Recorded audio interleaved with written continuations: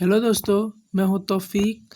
आपका स्वागत करता हूं मैं इकरा एजुकेशन अड्डा पर, जहां दोस्तों मैं लगातार शिक्षा से जुड़ा जो भी खबर या जो भी जानकारियां आपके लिए होता है मैं वो लेकर आता हूं। तो दोस्तों आज मैं जो चीज़ लेकर आया हूं वो गुणवत्तापूर्ण शिक्षा हम कैसे अपने बच्चों को दें और उनके लिए हमें क्या-क्या करना चाहिए, वो सब चीज़ें लेकर मैं आपके सामने हाज़िर हूँ।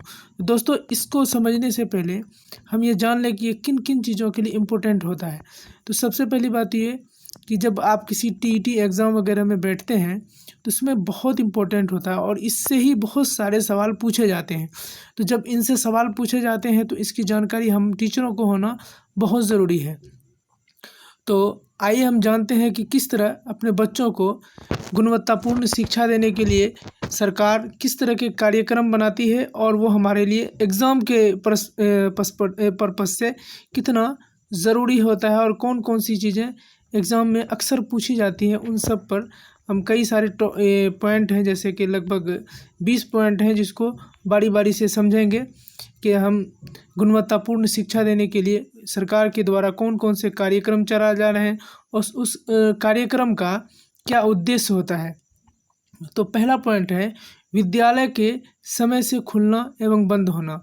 दूसरा है समय से चेतना सत्र का आयोजन करना। तो दोस्तों पहला पॉइंट जो है विद्यालय का समय से खुलना व बंद होना, इसका क्या मकसद है?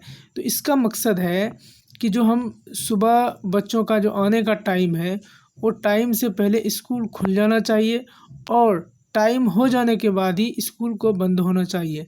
और दूसरा है समय से चेतना सत्र का होना। चेतना सत्र का मतलब क्या होता है?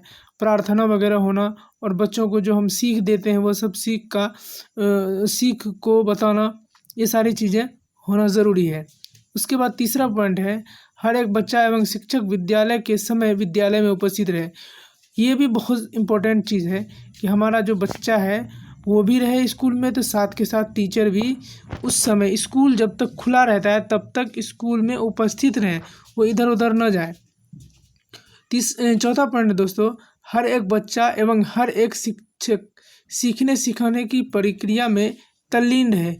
ये नहीं कि बच्चा आया और शिक्षक अपना बैठे हैं, स्कूल में तो हैं लेकिन शिक्षक अपना कुर्सी लगा के दूसरी जगह बैठे हैं और बच्चा क्लास में शोर कर रहा है।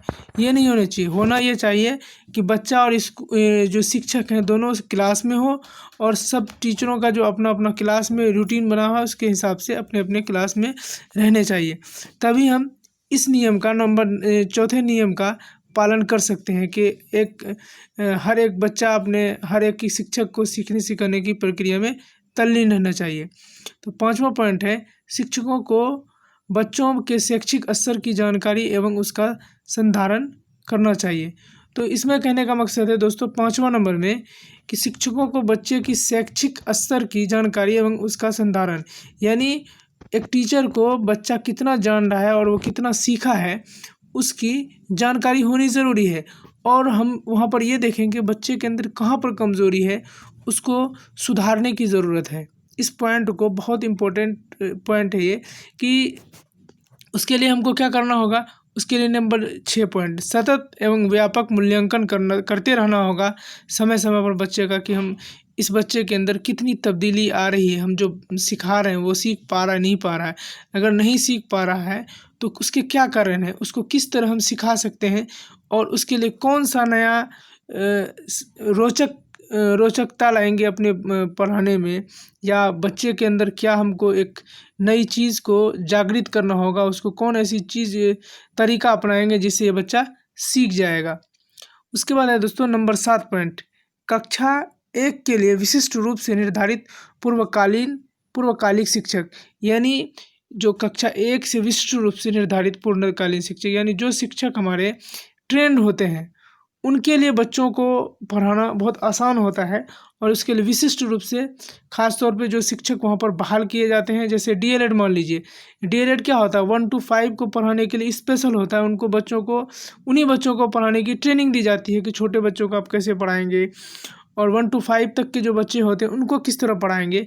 इसके लिए उसको ख़ास तौर पे बच्चों की पेडागोजी पढ़ाई जाती है, जिसकी वजह से उसको आसानी से वो समझ पाते हैं और बच्चों की मानसिकता को समझ जाते हों। उसके बाद चलिए दोस्तों 8वां पॉइंट पर जो देखते हैं क्या है, विद्यालय के सभी कक्षाओं में श्याम पट्ट का पूर्ण उपयोग होना चाहिए।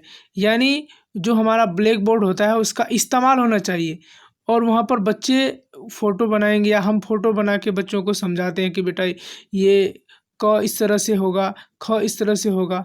मान लीजिए हम छोटे क्लास को पढ़ाते हैं, तो उस पे अगर बच्चा ब्लैक बोर्ड पे कोई काम होता है तो उसको ज़्यादा गौर से देखता है और उस पर ज़्यादा ध्यान रहता है। सारे बच्चे उसकी तरफ देख रहे होते हैं कि श्याम पट्ट पे क्या लिखा जा रहा है। तो इसीलिए कहा जाता है कि इस क्लास के अंदर अगर श्याम पट्ट पे काम नहीं हो रहा है तो समझ लिया आप बच्चे को कुछ नहीं पढ़ा रहे हैं। तो चलिए आगे बढ़ते हैं। उसके बाद है सभी कक्षाओं में दैनिक शिक्षण तालिका की उपलब्धता तथा उपयोग। तो और क्या होना चाहिए कि रोज़ाना जो कक्षा में है, रोज़ाना जो पढ़ा के हम लेसन प्लान बना के ले जाते हैं, उसका लेसन प्लान का ये होना चाहिए। और लेसन प्लान सिर्फ बना के नहीं, उसका उपयोग होना चाहिए क्लास में बाज़ाब्ता, उसका इस्तेमाल होना चाहिए, जिससे कि बच्चों के अंदर आप उन बच्चों को मूल्यांकन करते हैं, फिर आप अंदाज़ा लगाते हैं कि इस बच्चे के अंदर ये कमी है। अगर हम क्लास में किसी भी एक्टिविटीज़ से पढ़ा सकते हैं, कौन सी एक्टिविटीज़ का इस्तेमाल करें जिससे बच्चे आसानी से फॉलो कर सकें और उसको पढ़ सकें। तो हम क्या करेंगे, जब तक हम मेरे पास वो दैनिक शिक्षण तालिका नहीं होगा या मतलब रूटीन नहीं होगा और उसका इस्तेमाल नहीं करेंगे, तब तक हम उस तरह बच्चों को नहीं सिखा सकते। उसके बाद है दोस्तों नंबर 10 पॉइंट है, अंतिम घंटी में खेलकूद तथा कला एवं संस्कृति गतिविधियाँ। जब स्कूल का टाइम ख़त्म होने वाला हो, उससे 1 घंटी पहले जब घंटी का लास्ट घंटी हो, तो उसमें हम क्या करें, खेल कूद या फिर कलाकृति या फिर सांस्कृतिक गतिविधि या किसी फोक डांस या म्यूज़िक वगैरह इस तरह का, या पेंटिंग वगैरह का काम करा सकते हैं बच्चों से, जिससे कि उसको जाते वक्त रुचि पैदा हो। तो विद्यालयों में उपलब्ध कराए गए कहानी की किताबें, खेल सामग्री आदि का उपयोग। और छुट्टी से पहले हम क्या कर सकते हैं, विद्यालय के अंदर जो कहानी की किताबें हैं, खेल का सामान है आदि का उपयोग कर सकते हैं। खेलने का सामान जैसे मान लीजिए कि बच्चों के पास टेनिस बॉल है या फिर टेनिस खेलने का ये समय है, तो आप आराम से जाके उन बच्चों को टेनिस बॉल दे दें और कोर्ट में वो जाके खेले। या फिर जो बच्चों को जो रुचि है, जिस खेल से रुचि है उस खेल को खिलाएं। खो खो खिला सकते हैं, इस तरह कबड्डी खिला सकते हैं, बहुत सारे खेल को हम खिला सकते हैं। उसके बाद है दोस्तों पॉइंट नंबर 12, मेनू के अनुसार मध्याह्न भोजन का दैनिक वितरण।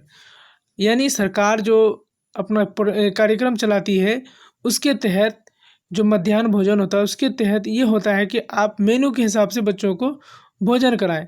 अगर दैनिक वितरण रोज़ाना जो भोजन मिलना चाहिए उसको मेनू के हिसाब से बोलना चाहिए। उससे क्या होगा, बच्चे नया नया भोजन को देखकर भी उससे वो थोड़ा, बच्चों को ये होता है ना कि लालच हो जाता है, उसके हिसाब से भी लोग कल फलां दिन फलां खाना मिलने वाला है, चलो उसके वजह से जाके पढ़ने चले आते हैं। तो इस बहाने अगर क्लास में जब पढ़ाई होगी अट्रैक्टिव तरीके से होगी तो जाहिर सी बात है बच्चे खाना खाकर भी रुकेंगे इसमें। सक्रिय बाल संसद एवं मीना मंच। तो लगातार जो सक्रिय बाल मंच क्या कि मतलब बच्चों के लिए प्रोग्राम कलाकृति वगैरह होते रहना चाहिए। और मीना मंच यानी एक मंच होता है जिस पे बच्चे अपनी एक्टिंग वगैरह करके दिखाते हैं, जिससे लोग बच्चों के अंदर जो एक्टिंग की एबिलिटीज़ होती है वो बाहर आती है। किसी के अंदर जो कला है उस कला को बाहर निकालने में बहुत आसानी होती है। तो नंबर चौथा है 14वां पॉइंट है दोस्तों, साफ़ सुथरे बच्चे तथा साफ़ सुथरा विद्यालय। जब बच्चे साफ़ सुथरा होंगे तो विद्यालय भी साफ़ सुथरा रहेगा। क्यों? क्योंकि बच्चों को अच्छा नहीं लगेगा हमारा विद्यालय इतना गंदा, हम साफ़ सुथरा होकर आते हैं और विद्यालय हमारा गंदा है, तो वो चीज़ को पसंद नहीं करेगा। जब बच्चे साफ़ सुथरा आएंगे तो विद्यालय भी हमारा साफ़ रहेगा। उसके बाद पॉइंट नंबर 15 है दोस्तों, उपलब्ध पेयजल व्यवस्था एवं शौचालय का उपयोग। वहाँ पर और स्कूल के अंदर ये होना चाहिए, हमारे गुणवत्तापूर्ण शिक्षा में सबसे इम्पोर्टेंट चीज़ इसमें से ये भी है कि एक तो पानी का पीने का इंतज़ाम अच्छा होना चाहिए। दूसरा ये कि शौचालय का उपयोग, शौचालय जो बना हुआ है उसका बच्चे इस्तेमाल करें और ये नहीं कि बाहर से गंदा कर दें। इस चीज़ को उसको तरीका सिखाना होगा हमको कि शौचालय का उपयोग करके हमको पानी डालना चाहिए। इन सब चीज़ों को बताने के लिए उसका लगातार क्लास में कई बार हम इन चीज़ों को साफ़ सफाई के बारे में बातचीत करनी चाहिए, चर्चा करनी चाहिए। विद्यालय परिसर में बागवानी। और 16वां पॉइंट दोस्त 16वां पॉइंट है विद्यालय परिसर में बागवानी। तो अगर हम विद्यालय के अंदर बागवानी करते हैं, पेड़ पौधे लगवाते हैं, फूल के पौधे अलग अलग तरह के फूल लगाते हैं, तो उससे क्या होगा, एक खूबसूरती हमारे विद्यालय प्रांगण में हो जाएगी, जिससे कि बच्चे आएंगे तो उसको एट्रैक्टिव लगेगा मैं प्राइवेट स्कूल में जा रहा हूँ, या इस तरह के खूबसूरती को देखकर उसका मन मोहेगा, तो कई बच्चे उसकी वजह से भी स्कूल आना पसंद करेंगे। तो उसके बाद 17वां पॉइंट है दोस्तों कि विद्यालय में उपलब्ध कराए गए अनुदानों का उपयोग, यानी विद्यालय के अंदर जो सरकार के द्वारा अनुदान दिया जाता है, उस अनुदान का उपयोग करके, कि मान लीजिए जैसे साल भर में ये दिया जाता है कि भाई हरियाली के लिए, पेड़ पौधे लगाने के लिए, या फिर साफ़ सफाई के लिए, रंग पेंट के लिए, इन सारी चीज़ों के लिए जो पैसे दिए जाते हैं, उन पैसों का इस्तेमाल करके रंग पेंट कराया जाए और उनका इस्तेमाल करके पेड़ पौधा लगाया जाए, क्यारियों को साफ़ कराया जाए, क्यारियों को ताज़ा किया जाए, या उन पर जो चीज़ की ज़रूरत है उनको दिया जाए। इस तरह के अनुदान से फ़ायदा मिल सकता है और उन अनुदानों का फ़ायदा उठाना चाहिए। 18वां पॉइंट है, सभी बच्चों के पास अपनी कक्षा की पाठ्यपुस्तक उपलब्ध। और सबसे ख़ास पॉइंट इसमें से ये है कि अगर बच्चों के पास पाठ्यपुस्तकें होंगी तो वो आराम से उस कक्षे में बैठेगा और उसको कंफर्टेबल महसूस करेगा, और वहाँ पर जब उसके पास पुस्तकें उपलब्ध होगी वो उसमें से पढ़ेगा भी। तो उसके बाद पॉइंट नंबर 19 है दोस्तों, विद्यालय प्रबंध समिति की नियमित बैठक में शिक्षा की गुणवत्ता पर चर्चा। तो विद्यालय समिति जो होता है, एक गांव का ही किसी को एक समिति बना दी जाती है, कई लोग उसमें गांव के ही समिति में से होते हैं, उसमें से इसलिए होते हैं क्योंकि उनके ही बच्चे होते हैं, वो चाहेंगे कि हमारे बच्चों को अच्छी शिक्षा मिले, तो उसके लिए वो अच्छी से अच्छी पॉलिसी बनाएंगे। इसीलिए विद्यालय प्रबंधन समिति की नियमित बैठक से लगातार बच्चों का मूल्यांकन होता रहता है, या फिर ये पता चलता है कि स्कूल के अंदर किसकी कमी है, कौन सी कमी महसूस हो रही है, या कौन सा शिक्षक समय पे नहीं आ रहा है। इन सब चीज़ों का लेखा जोखा जो ग्रामीण समिति है वो करती है, जिससे कि शिक्षा में शिक्षक और शिक्षा के इसमें क्षेत्र में, स्कूल के क्षेत्र में इसका काफ़ी बदलाव देखने को मिलता है, और इसका फ़ायदा भी अगर ईमानदारी से किया जाए तो इसका फ़ायदा भी बहुत अच्छे से मिल सकता है। विद्यालय में साप्ताहिक कक्षावार शिक्षक अभिभावक की नियमित बैठक होनी चाहिए। अब इसी तरह लगातार जैसे नियमित बैठक शिक्षा के गुणवत्ता पर चर्चा करने के लिए होती है, उसी तरह विद्यालय में साप्ताहिक कक्षावार शिक्षक अभिभावक की नियमित बैठक होनी चाहिए। उसी तरह लगातार शिक्षक और बच्चे और उसका अभिभावक से अगर मेल जोल रहेगा, तो बच्चे के अंदर क्या कमी है, बच्चा कहाँ पर अच्छा नहीं कर रहा है, बच्चा कहाँ पर खराब प्रदर्शन कर रहा है, इनसे आप गार्जियन और टीचर में आपस में डिस्कस करके बच्चे की कमज़ोरी को ख़त्म किया जा सकता है, और उसको आसानी से पढ़ने के लिए जो माहौल चाहिए होता है वो सब क्रिएट किया जा सकता है। तो दोस्तों चलिए, मैंने आज आपसे जो बात किया वो शिक्षा पे जो गुणवत्ता की ज़रूरत है, या गुणवत्ता के लिए क्या क्या हमारा होना ज़रूरी है, ये शिक्षा विभाग और भारत सरकार के द्वारा जो गाइडलाइन है कि इस तरह स्कूल के अंदर शिक्षा के जो RTI 2009 के अनुसार ये सब चीज़ें होना ज़रूरी है। तो ये हमारे सीटेट टेट इसी तरह के जो टीचर के लिए जो भी एग्ज़ाम होते हैं, इनमें बहुत इम्पोर्टेंट होता है ये। और इसको अगर आपको ये मेरा वीडियो पसंद आया तो आप हमको लाइक सब्सक्राइब कर सकते हैं। जैसे कि आप इसी तरह के वीडियोस अगर आप चाहते हैं लगातार, तो आप सब्सक्राइब कर लें। आपको जैसे ही मैं वीडियो डालूँगा आपको आसानी से उसका नोटिफिकेशन आएगा, आप उसको देख सकते हैं। चलिए दोस्तों, बहुत बहुत धन्यवाद।